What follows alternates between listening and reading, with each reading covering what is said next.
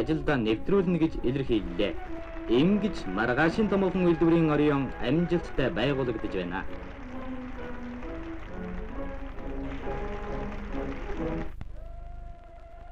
Монгол хүн дуун дуртай, морин гуурнч их шиг сайтай. Монголын шинэ үеийн дууны гал голомтыг ардын партизан зэрэг энэ хүмүүс асааж шивээ хахтараа замын зассан юм.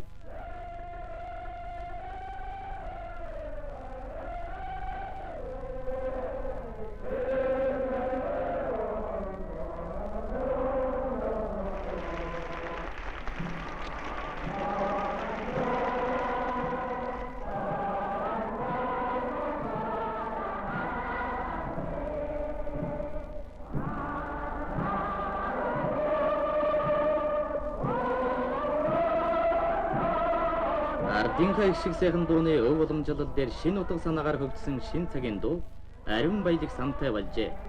Одоо бид Гончиг Сумлагийн зохиосон Улаанбаатарын тухай дууг 4,000 хүний найрлуулж байгааг сонсож байна.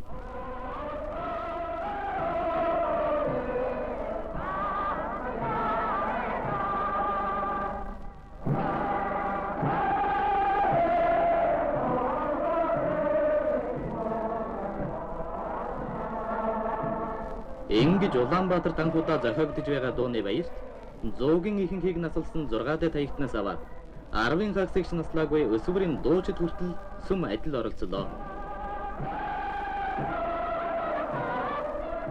Монголчууд энээх баяр эмээх зовлонгийн алиндж дуугаа дуулж, энэж баярлахдаа сэтгэлээ хөгжөөж, эрсдэж зовхдоо зоригоо хөвчилдөг байсан юм.